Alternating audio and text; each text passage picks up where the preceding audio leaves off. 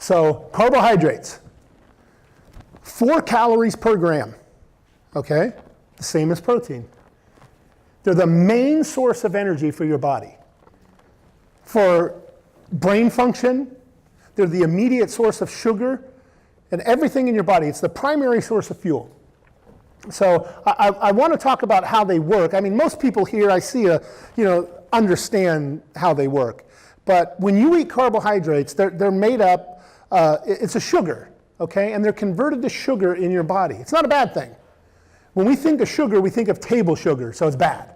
Like sugar and soda or sugar here. Like that's a simple sugar that is processed. So what we're looking at is when we eat carbohydrates, our body breaks them down into blood sugar and stores them in the muscle and in the liver as glycogen, which is just stored sugar, which we use for later. Our brain, everything functions off of that, okay? Muscle contractions, carbohydrates, ATP is required for the muscle to actually contract. So if you cut your carbs, your performance is going to be hindered dramatically. Okay, your body needs to convert alternative sources of fuel into sugar, which is through a different process, which is not as efficient as having the sugar right there. Okay? Now, too low of carbs or too low in sugar can hinder our progress, just for one of the reasons I just mentioned. So now I said simple versus complex carbs. Okay? So essentially, they're just longer chain molecules. Like you could imagine little sugars just all hooked together like a chain on the bike, and simple sugars are just a really super short chain, and complex sugars or carbs are a longer chain. So they take longer to break apart and use, okay? So good sources so let's go back here for a second. So carbs are measured on what's called the glycemic index. Everybody still with me? Yes. This is a lot of science and stuff, okay? So if you need to get up and do some jumping jacks or whatever, I want you to stay focused, okay? What I love, I don't see anybody drifting, so that's good. I'm just checking, okay? So carbs are measured on what's called the glycemic index, and that is the speed that they break down into sugar. So they go from 0 to 100.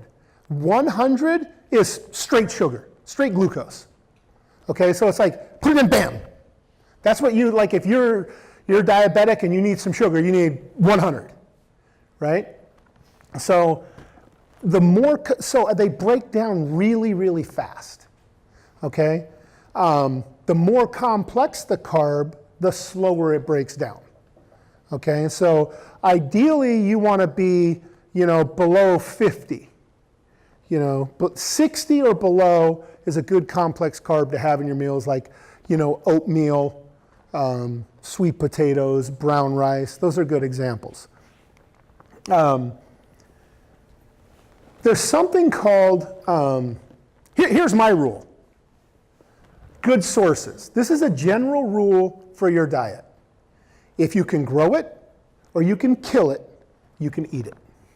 Okay? Grow it or kill it, you can eat it, okay? You can't grow white bread, right? Can't grow pasta, okay? So you want to eat the things that you can grow. Here's the reason why. They're more complex, and they're not processed, obviously, but there's something called the thermic effect of food. And what that is that in order to digest and process the food in your body, that actually requires work, and it burns calories. So, like to take a piece of chicken and to digest it and get all the amino acids and everything out that you need requires a lot of work by your body. So, like for example, like a baked potato may have a 15 to 20% thermic effect. So if you ate 1,000 calories of it, you would burn 150 to 200 calories just digesting it, okay? Where something that doesn't, so like a protein shake, which is pre-digested, we call them partially pre-digested because it's just ready. It's just amino acids together there. It's real simple. it doesn't require a lot of work by your body. So you get the protein, but you don't get the metabolism boost that you would from eating real food, right? To give you an example. So the more complex the food, the better. How many carbs do you need? Well, that's different from every person. There's no minimum daily requirement that the government recommends or any of that. It's going to depend on the percentage of your calories. That's how we determine how many carbs you get. Like I always get people, we're going to get to the protein section. How many grams of protein should I eat a day?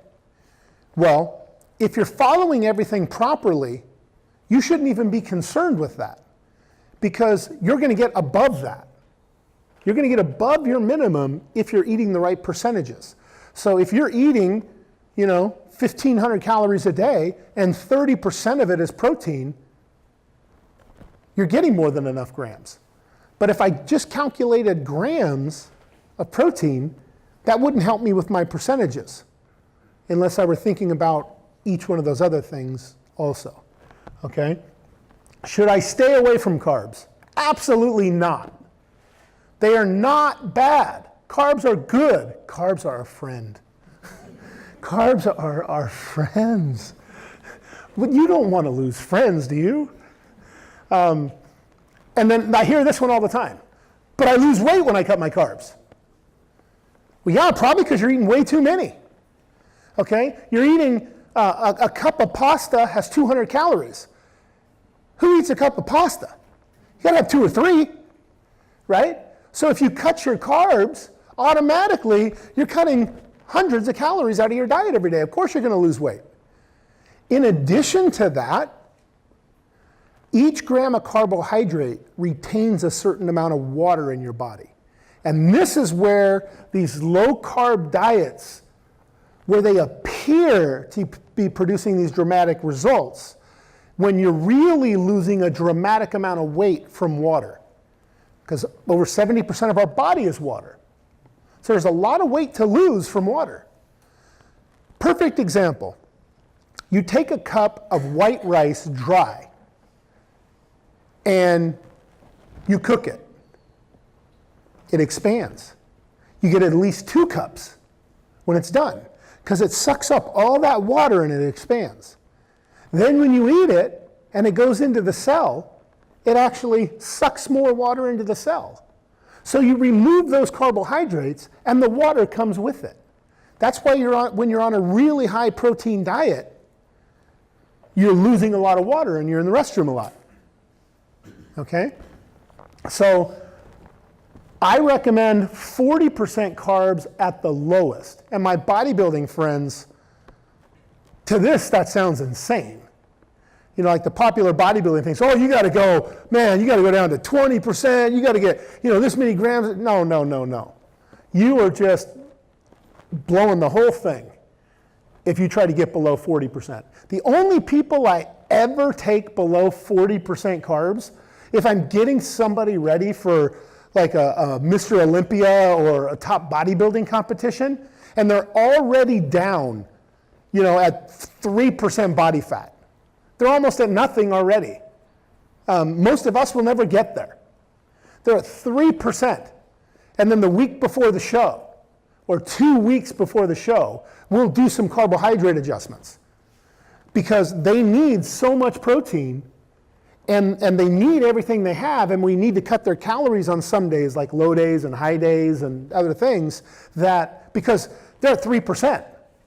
Their body's like, there's no way we're going any lower than this dude. So there's some things you have to do at that point. And they're not healthy, right? And you start losing muscle, but that's not the point. The point is to get as shredded as you can, step on stage for an hour, and then you start to gain it back. Like you do not hold that condition for more than a day. Like when you see a professional bodybuilder on stage or in the magazines or whatever, they look like that for an hour, maybe 24 hours. The next day, it's already coming back. Within 1 week, most bodybuilders gain like 15 pounds after the show because they get water, they get all kinds of stuff coming back, and it's difficult to get back to. So like I was telling my nephew, it's really, really hard today. Like in the past, it was, I'm going into something else, but just it's related to this low carb thing and water and stuff. And this is real life. Like in the past, if you wanted to, like if you were a bodybuilder or a fitness person, nobody saw you. Like unless they saw you at the gym or you took your shirt off, you'd have to, do a photo shoot for a magazine, or you'd have to be competing at a show. So if you were out of shape, no one knew you were out of shape. Because to be an effective athlete, you have to have an off season and an in season, like pre-competition. They're different things, like in fighting. You have your fighting weight. You can't be at that all the time. You can't train that way year round. So you need off season, and then you need pre-contest or pre-competition. So today, with social media and the way it works, you have to be on point every day. Like if you're gonna have a social media profile and you have a picture up, like you better look that way every day, like all year. So how am I gonna make any progress?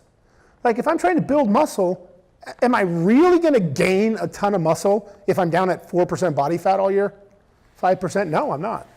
Because I can't eat the calories and do what I need to do to gain that muscle. I can't. So we're at a disadvantage because of our environment. I mean, here in high school, we're in a high school auditorium. When I was in high school, there was just a few of us that worked out. Fitness wasn't a big deal. Now everybody has to be in shape. It's like the most important thing in the world. Like when I was in high school, it was like, where are we gonna go? Are we gonna go for pizza or what are we doing? It was all about having fun and, the beers on the weekends or whatever. Not in high school. It's against the law. Right? So that's why people are tempted to do this low carb stuff and do these crazy things. And it's detrimental, it's bad, okay? And it's counterproductive to your long-term success, okay? Because as soon as you eat, that's why people will say, I'm going back here so we don't get sidetracked. You'll see people say, well, whenever I eat carbs, I just blow up. I gain a ton of fat. What'd you eat? Well, I had 2 pieces of bread. I gained 3 pounds. You can't gain 3 pounds off of 2 pieces of bread. There's only 100 calories in each piece. That's 200 calories. There's 3,500 calories to a pound. You'd have to eat 35 pieces of bread to gain 1 pound. But because you're so carb depleted, your body takes that carb and just sucks up all the water with it. So when your weight fluctuates, my weight fluctuates 8 pounds a day minimum. I had a day on my cheat day last week, I gained, I can't remember the exact numbers, I think it was I gained 8 pounds from the time I woke up, right? And when I woke up the next morning, I was 3 pounds less than my previous day when I woke up. So that was a fluctuation. No, it was even more than that because it was a fluctuation of like 13 to 15 pounds in one, in a 48-hour period of time. It's just fluid. It's just water, right? So that's important to understand. Carbs, if you ate 100 calories of carbs and you gained a bunch of weight, that means your diet's probably messed up, okay?